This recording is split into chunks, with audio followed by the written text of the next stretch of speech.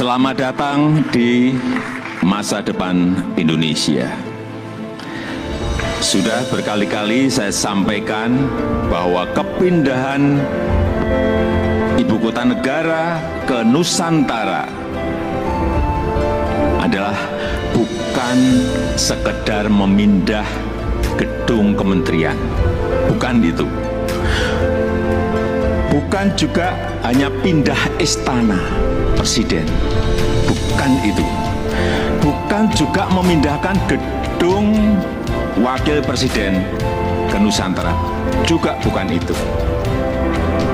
Bukan itu, bukan fisiknya yang ingin kita pindahkan, tetapi yang ingin kita bangun adalah budaya kerja baru, mindset baru, dan IKN sebagai basis ekonomi baru.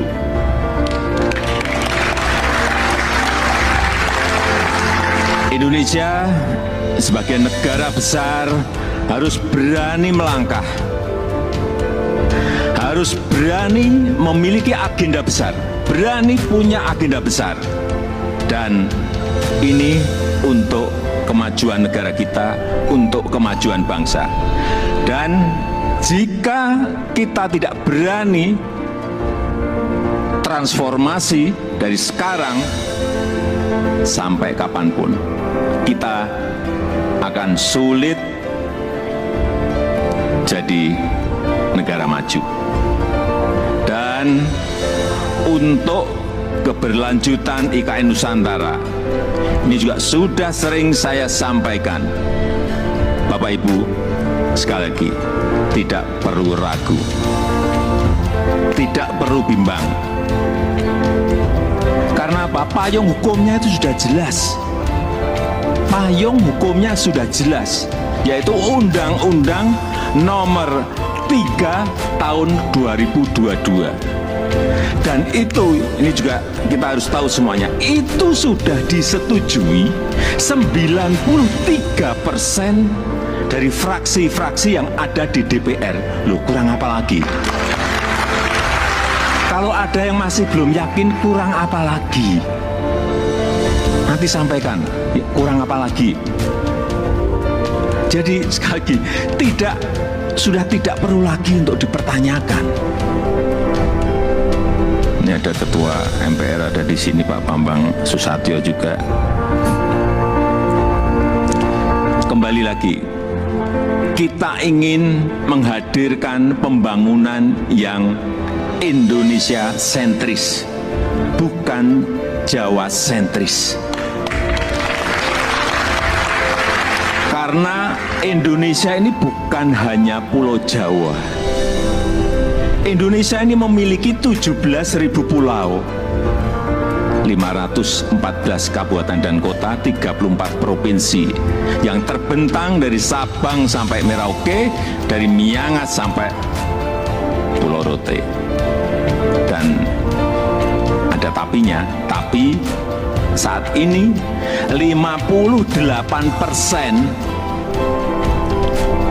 dari PDB ekonomi kita, dari ekonomi kita terpusat di Pulau Jawa, 58%.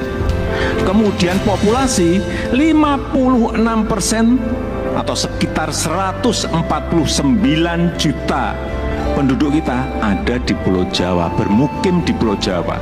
Betapa Pulau Jawa ini sangat terbebani dengan jumlah yang sangat besar itu. Itulah kenapa sering saya sampaikan, Indonesia perlu keadilan ekonomi. Sekali lagi, ada 17.000 pulau, bukan hanya satu pulau.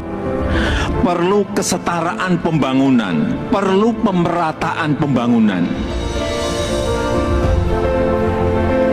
Ini yang ingin kita hadirkan, yaitu dengan membangun ibu kota Nusantara.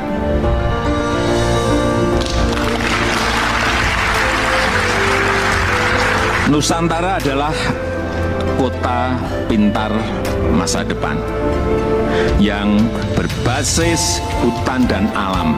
Belum ada di dunia, belum ada. Tolong dicarikan, belum ada. Ini yang membedakan, ini yang nanti menjadi diferensiasi ibu kota kita dengan ibu kota negara-negara lain. 70% areanya nanti adalah area hijau. Lahan yang digunakan untuk membangun IKN ini awalnya adalah hutan produksi. Jangan ada yang keliru bahwa ini hutan alam, bukan. Hutan produksi. Monokultur, artinya di situ hanya ada satu jenis pohon. Dan saya tahu betul pohonnya itu apa. Pohon eukaliptus yang dipakai untuk tot. Dan ditebang setiap 6-7 tahun. Jangan ada nanti isu merusak hutan. Itu hutan produksi yang setiap 6 tahun, 7 tahun ya ditebang. Ini yang kita ingin kembalikan, justru nantinya ingin kembali jadi hutan heterogen dengan pohon asli dan endemik dari Kalimantan, sehingga kita harapkan nanti menjadi hutan hujan tropis lagi, tropical rainforest lagi di Kalimantan. Untuk itu yang kita siapkan pertama kali di sana adalah pusat persemaian yang sudah mulai kita bangun di bulan Juni 2022. Luas lahan persemaian ada kurang lebih 16 hektar dengan embung 7 hektar. Kita harapkan selesai nanti di awal tahun 2022 yang kapasitas bibitnya setiap tahun bisa menghasilkan kira-kira 15 juta bibit per tahun. Ini yang akan kita pakai untuk menghijaukan Kalimantan, supaya Bapak Ibu ingat saya dari kehutanan.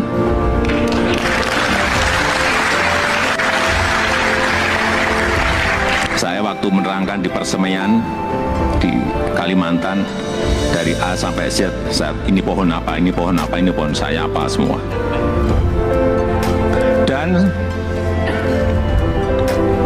80% sumber energinya adalah berasal dari renewable energy. Mobil di sana nanti harus mobil listrik.